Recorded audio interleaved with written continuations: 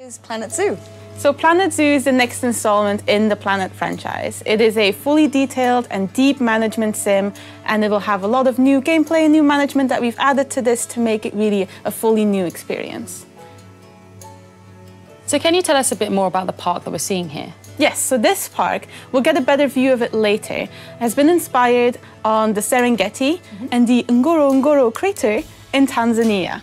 As you can see here, everything has been built piece by piece, just like you would in Planet Coaster. So it gives you that same kind of boundless creativity that you had back then, but with lots of new themes and assets.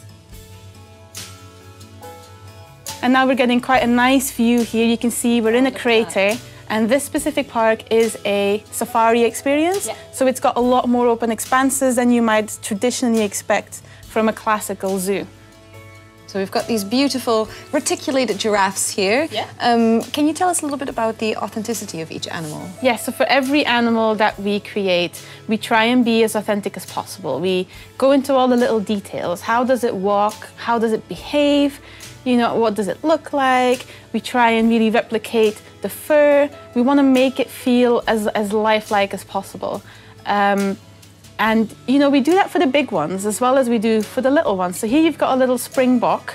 It's quite a lot smaller than the big giraffes are, but it's still got the same amount of detail to it. And if we try and get a close-up on one of our lovely giraffes, then we can see the fur shader that we've been working on, because it's really quite exquisite. Here we go. I think the giraffes are a really good candidate for showing this off because they've got that lovely little mane in the back. They're all fuzzy and cute, and it gives you a really good opportunity to look at the little ear floppity flops that it does. So these will live in social groups. If the animal actually has a need for a social group, they will do that. They will live together, they will breed to create young. We'll be celebrating, you know, the full life cycle in Planet Coaster with celebration when there's a birth and mourning when there is a death. And each animal is unique? Each animal is unique, so they are genetically determined. They will get genes from their parents. I know that fur, right? So they will look like their parents. So you can see family resemblance. Their patterns will be unique to the giraffes and stuff. So you will definitely be able to see, you know, where their lineage is, where they come from. And that's not just the way they look, that's also how long they will live, how healthy they will be, how well they will breed. All impacts it, so you have to really manage your animal population well. Wow, yeah, that's incredible. Yeah, and it's lovely to see that you can have mixed habitats as well. Yeah, well, a lot of animals in the wild would, you know, live together. They have kind of traits that play well with each other. Right. And we've got another example of a mixed habitat just across the lake, which will illustrate that as well. These animals look absolutely outstanding. They're so good. The character team does such a good job on them. And the animation team as well. It's all just stunning. So in this habitat, we have some zebra and some black wildebeest. And they, in the wild, they will also share because their complementary behaviors help them to detect predators. Exactly. So by putting them in the same habitat, we consider both the animal species to be enriched. Oh, cool. And these are also herding animals, which means that they will feel the need to form a pack, and often you will see them herding together through the habitat. Oh, that's amazing. You just touched on animal enrichment. Can you tell us a bit more about that? So there's a lot of different ways you can keep your animals happy. This can be, you know, by the basics of food and water, but also by providing them with items that provide enrichment, both in their food, as in, you know, things they like to do, playing, that kind of stuff. So you have to make sure that your animals have a lot of enrichment items to keep them happy and healthy mentally. It's beautiful. When you select them, you can see there's so many different things for you to keep an eye on, for people to get stuck into. There are really a lot of needs that you will have to tend as a player. There's a lot of really deep management, which I'm really looking forward to everyone exploring.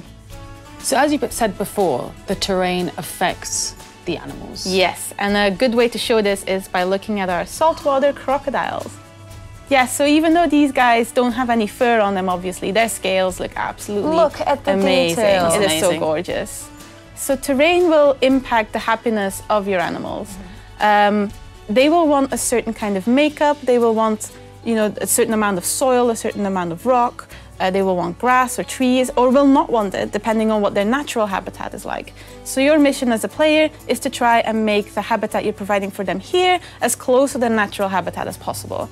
And here we can see their name's Melati, would like a little bit more soil in their habitat, and we can add that really easily using the terrain tools that we had in Planet Coaster. So here you can see Sam selecting some soil. We're just gonna tweak those settings a bit. Now, this is one of my favorite bits because it just immediately updates there, and it's so you can well see, done. Yeah, by just painting in a bit more soil, the happiness level goes up, and something that was previously in Planet Coaster just aesthetics is now in Planet Zoo actually part of the management. So you making a really pretty looking habitat is not just pretty for you, it's also perfect for the animal. It will be happier if it's got its own flora in there, if it's got the right amount of grass and rock and everything in there. So it adds a lot of meaningfulness to your creativity.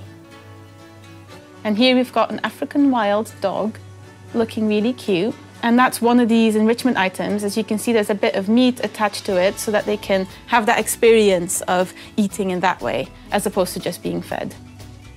But of course, they do have to be fed, and all of these needs, and then the habitat needs to be kept clean. And one of the ways you can do this is by hiring some staff. So here, Sam's hiring us a keeper. As you can see, the keeper will go between habitats, checking up on how the animals are doing and if they need any food or drink. And then once he determines, oh yeah, these animals look like they're maybe a little bit hungry, he's going to go off into his keeper hut to prepare said food.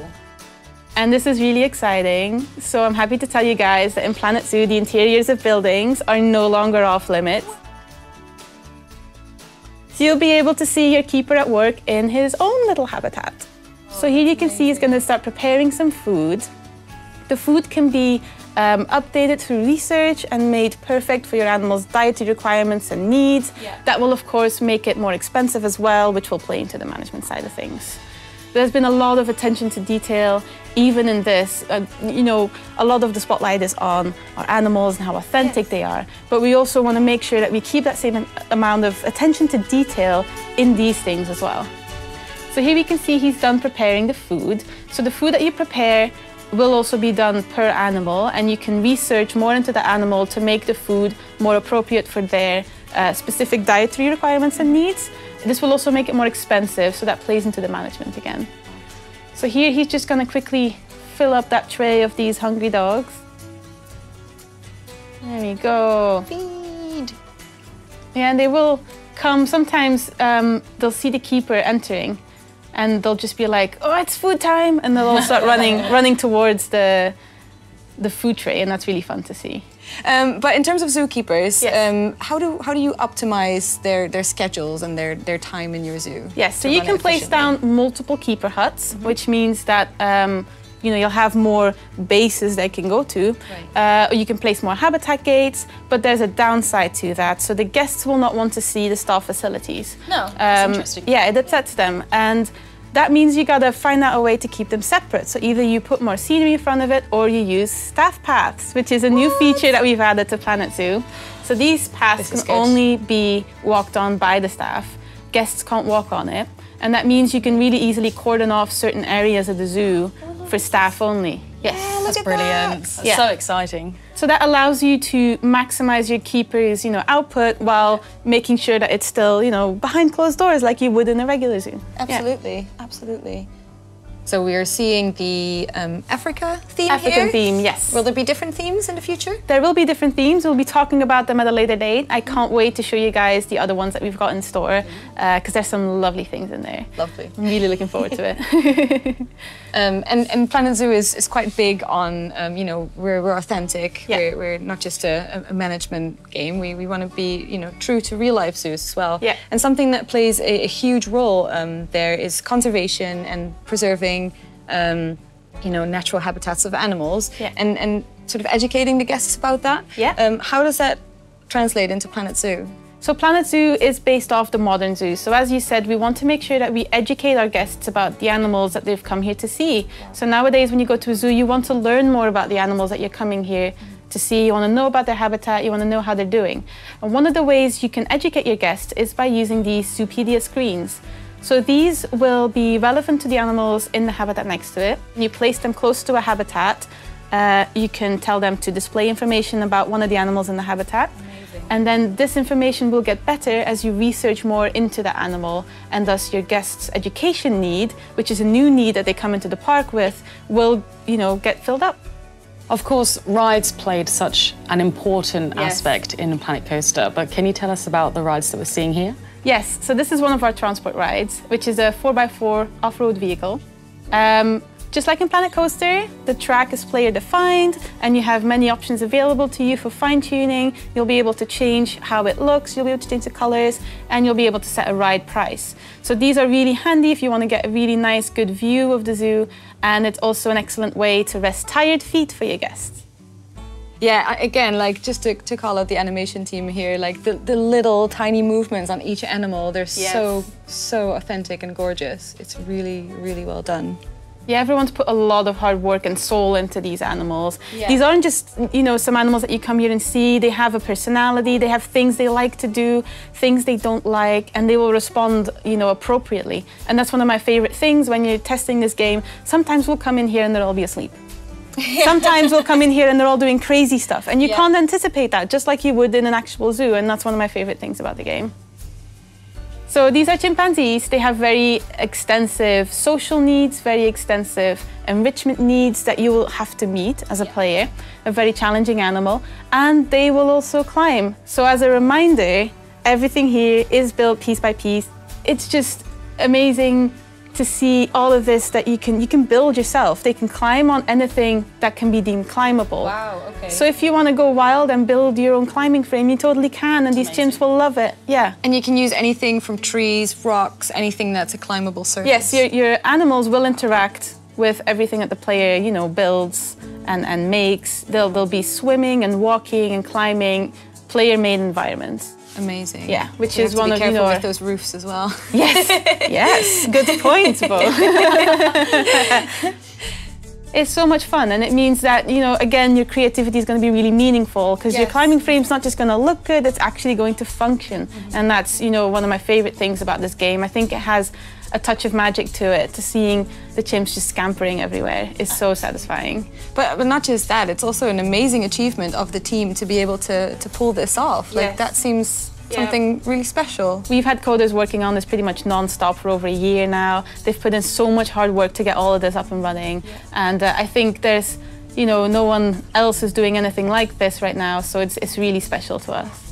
I know that a lot of people will want to see some of the smaller animals. These animals are absolutely outstanding, they're gorgeous, but we need to see some of the exhibit animals. I am loving this tour. Oh, it's amazing. It's great. I'm glad you're enjoying it. There we go. So here's an example of an exhibit building. In this specific exhibit that we'll be showing you today, we have the Lesser Antillean iguana. So small. So you can see him there. We're lucky that they're out and about. Sometimes they like to hide, which you might know from, you know, visiting zoos yourself. Absolutely. These are the animals that usually you have to do a bit of looking for. So just like the other animals, these have things that you need to tweak to make them feel at their happiest. You can change the temperature and the humidity in their exhibits to match what they would usually expect from a habitat, and that will improve their general welfare. They have needs, just like the larger animals, and, you know, they are just as important as your large habitat animals, and you have to take care of them the same way, and if you provide for them well, they will also breed. So there's a lot of enrichment levels that you can add to your exhibit, and these will add to their happiness with their habitat. And they will also mean that if you have two exhibits with the same animal in them, you can still make them look unique to each other, because you could swap out which enrichment you're using on every single one. So we've spoken about enrichment items, terrain, anything that can affect your animal's welfare. Is there anything else that we need to know? Well, we'll have a little glimpse of it here, but obviously animals' welfare depends on their environment most of the time. If it's a hot environment, you'll want to make sure that they're not too warm if they're not used to that, cold, not too cold if they're not used to that, and weather, just like you can see here. We will be going more in depth about weather at a later date, but we just want to give you a little sneaky peeky at what we've got going on here. If you build a shelter, they will shelter under it when it gets wet, or sometimes you can find these chimps sheltering under the bridge, which will also occlude the rain, so they can hide anywhere that the rain can't touch. Yeah, it's absolutely incredible the amount of detail for each individual animal that has gone into this game, and there's so much for people to explore and manage and creative. Like, there's something for everyone, it seems. And there's so many things we haven't even touched on, you know, our biome selections, life cycles in detail. We've only shown you the tip of the iceberg when it comes to our animal list. And I'm really looking forward to talking more about these as we go along. You know, the key points of daily life, and your animal welfare is all the way at the forefront of that. And that's not just for the player, but that's also for your guests. Your guests are going to come into the zoo, and they don't just want to see the pretty animals, they also want to learn more about them and understand them. And those are all things that we really try and push for in this game. I love that. And I mean, there are some games that I want to not be like real life, but a game like this, that's exactly what I want. I want this to be like real life, where I, as a zoo goer, would want to go and learn how I can invest in ecology and invest in conservation. So I'm stoked about that. And I know, Adrian, you have played Planet games before, and you've been excited even about the gameplay mechanics. Absolutely. What are you looking for here? I think one of the most important things to me is that in Planet Coaster, one thing that's super beneficial is the fact that you can craft a lot of your own stuff. You can kind of create your own environment using the tools that are there. And I was kind of reading about how in this game you can do the same thing, except now you have animals interacting with those same things that you built. And they're not static animations where if it's this structure, it'll be this animation. They're reacting on the fly with the way they want to. How does that work? So all your animals are going to be interacting with player-defined surfaces, terrain, water. And in the case of some of our primates, you know, they enjoy a good little climb. You'll be able to build your own climbing frames piece by piece. So you won't be putting down one big built climbing frame. You're actually going to be constructing it for them. So something in which you can express your creativity is actually going to feed back into the gameplay. That thing you build, you know, Western chimpanzees are actually going to be running on top of it, and I think that's one of the best parts about the game. I saw a phrase that said the creativity is the gameplay. Yes. Is that what you mean by that? Yeah, all your creativity will feed into the management. If you have a habitat, your animal is going to have certain expectations of what that should look like. For instance, if we have a crocodile, it's going to expect a certain amount of soil, a certain amount of water, and the way you lay that habitat out is not just going to look pretty, it's also going to make it happier. When you're painting different terrain on, you're actually going to, in real time, see the sliders go up on the percentage of land that that animal wants in its habitat. So it's a really good kind of feedback system to show you that everything you put in matters to the animals and to the guests. Okay, so here's the thing. Here's one of the elements that I'm excited about is maybe not like real life, right? Because I want my dog to be the happiest animal in the entire world, right? Yeah. And I have certain cues that I observe, but she can't tell me how happy she is. But you're saying there are sliders that will show me animal contentment. Is that right? Yes. Yay! So I get actual real-time feedback from the animals so that I can make them the happiest animals in the world. They have about 4 categories of welfare, and all of these categories subdivide into more detailed management. And not just will you be able to see it through the menu, you'll also hear it. Some of the animals, when they're hungry, they'll start making noises. Oh my gosh, that's we have can see the sliders, wild dogs, to go back to your dog analogy. They will be whimpering and whining when they're hungry. So as a player, you will get these audio cues as well as the actual menu cues to tell you something's wrong. So you can go and fix it. What were you saying, Bo? Oh, you could just see the sliders on the. There they are. Yeah. Oh, very cool. And it all updates in real time. So when you're adjusting something in the habitat, you can see the sliders changing and moving, and it's the most satisfying thing to watch. Yeah. That's so cool. On the subject of customization too, I have to wonder, as a streamer, people love interactivity, right? And I also wonder about naming conventions. So if I have a certain sub that I'm in love with and I want them to be my zebra, or if I have a certain person that I don't like as much, I want them to be like my coffee shop or something instead, right? Well, how's that work in the game? So your animals will come in with names that are given to them. However, you can change them. And the names that they come in with will be relevant to their country of origin. So that's a nice little touch that we've got. Yeah. Yeah. One thing that I was even learning, speaking of education and of animal welfare, is we saw the zebras and the wildebeest in the same enclosure, and you guys were telling me that that was intentional. Tell me a little bit about that. Yes, so we'll be doing mixed habitats. Essentially, if your animal would benefit from living together with a different animal, we want to encourage that. And plain zebra live very well together with black wildebeest because in the wild, their complementary behaviors help them to detect predators. So by putting them together, we consider them to be enriched, and that's really positive for their welfare. Oh, cool. I've seen the word enrichment around this game a lot. What does that mean? Yeah. There's loads of different enrichment items in Planet Zoo. So I don't know that we're passing through the demo a little bit here, but there's a couple of things that you can see that are items for the animals to interact with, just to keep them from, because you have needs like social needs, hunger, all of that will be there, but also enrichment, of course. You don't want them to get bored. You want them to have a good, happy, healthy life in the zoo. So yeah, we have all of that for everyone as well. Yeah, we've essentially gone and talked to zookeepers and asked, right, how do you keep this animal mentally engaged? Because even if it has a really nice habitat, you want it to be able to do things and have activities. So we'll be looking at enrichment feeders where the animal has to work to get to their food. The giraffe, for instance, has a cone thing. You have to get in with their tongue to get to the food. And because that's part of what they would do in the wild, it contributes to their enrichment. And that's also ranging to toys. You can see your African wild dogs playing with a box and stuff. So there's a lot of things for them to have fun with. Your face was so great, Adrian. It's like, oh, I want to watch a dog play with a box so bad.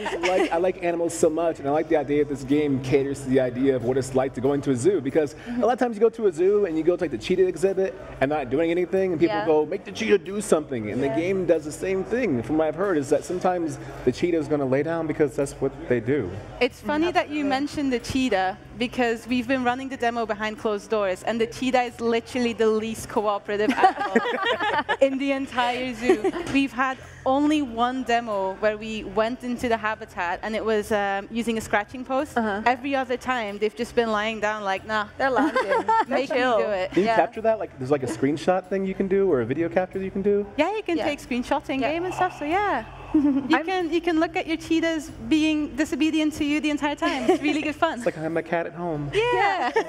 Okay, Adrian's like planning to print these out in frames and put them on the wall. Entrance to my house, going to the bathroom, it's going to be nothing but planets the entire time. Amazing.